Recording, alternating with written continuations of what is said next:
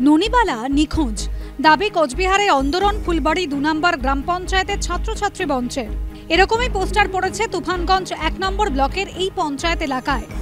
পোস্টারে লেখা হয়েছে, বিজেপির প্রধান ননিবালা বর্মন নিখোঁজ থাকায় সাধারণ ছাত্রছাত্রীরা কন্যাশ্রী, রূপশ্রীর মতো বিভিন্ন সরকারি প্রকল্পের শংসাপত্র পাচ্ছে না। প্রধানের পদত্যাগ দাবি করা হয়েছে পোস্টারে। সেই দাবিকে সমর্থন করেছে তৃণমূল।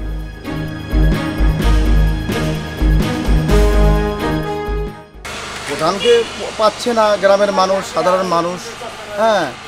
মানুষের অসুবিধা, মানুষের দাবি, এটা মানুষের দাবিটা সঠিক দাবি এবং এই দাবিটাকে আমরা দলগত হিসেবে আমরা দাবিটাকে সমর্থন করি। এলাকায় নিখোঁজ পোস্টার পড়লেও বাড়িতে গিয়ে দেখা মিলল ননিবালার। ক্যামেরার সামনে তার দাবি, বহিরাগতদের হুমকির জেরে তিনি অফিস যেতে পারছেন না। নিখোঁজ যদি থাকতাম তাহলে তার বাড়িতে এসে পেতে না। গ্রাম পঞ্চায়েত দপ্তরে আপনাকে পাচ্ছে না সাধারণ মানুষ, অভিযোগ। সাধারণ মানুষ বাড়িতে আসছে, আমি বাড়ি থেকে আপাতত পরিষেবা দিচ্ছি। আমি অফিসে যেতে প্রস্তুত, অফিসে গিয়ে জনগণের পরিষেবা দিতেও আমি প্রস্তুত। আমি বাড়ি থেকে বেরিয়েওছিলাম। বহিরাগত কিছু লোক আমাকে অশ্লীল ভাষায় গালিগালাজ করে, আমাকে বাধাপ্রাপ্ত করে। প্রশাসন যদি আমাকে সহযোগিতা করে, পুলিশ প্রশাসন, আমি অবশ্যই অফিসে গিয়ে অঞ্চলে গিয়ে জনসাধারণের পরিষেবা দেব। দলীয় প্রধান কোনো দলের দিকে অভিযোগের আঙুল না তুললেও সরাসরি তৃণমূলের বিরুদ্ধে ষড়যন্ত্রের অভিযোগ করেছে বিজেপি।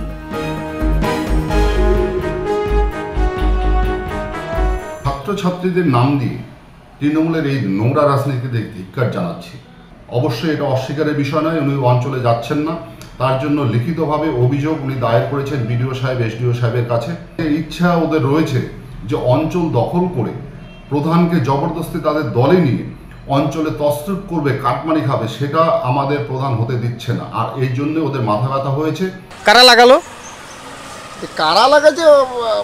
গ্রামের জনসাধারণ লাগিয়েছে, যাদের অসুবিধা হচ্ছে, তার প্রধানকে পাচ্ছে না, দিনের পর দিন হয়রানির শিকার হচ্ছে। গত পঞ্চায়েত নির্বাচনে এই গ্রাম পঞ্চায়েতের 12টি আসনের মধ্যে 9টি দখল করে বিজেপি, 3টি আসন দখল করে তৃণমূল। লোকসভা নির্বাচনে ফলাফল ঘোষণা হওয়ার পর এই গ্রাম পঞ্চায়েতের উপপ্রধান সহ 5 জন সদস্য তৃণমূলে যোগদান করেন। ফলে তৃণমূলের সংখ্যা বেড়ে দাঁড়ায় 8 এবং বিজেপির সংখ্যা কমে হয় 4। যদিও বিজেপির প্রধান ননিবালা বর্মন তৃণমূলে যোগদান করেননি। গেরুয়া শিবিরের দাবি, 2.5 বছর না হওয়ায় তার বিরুদ্ধে অনাস্থাও আনতে পারেনি তৃণমূল। ফলে গ্রাম পঞ্চায়েতের সংখ্যাগরিষ্ঠ হলেও ক্ষমতা দখল করতে পারেনি তৃণমূল। বিজেপির অভিযোগ, ক্ষমতা দখল করতেই ষড়যন্ত্র করছে রাজ্যের শাসক দল, যদিও অভিযোগ উড়িয়ে দিয়েছে তৃণমূল। শুভেন্দু ভট্টাচার্যের রিপোর্ট, এবিপি আনন্দ, কোচবিহার।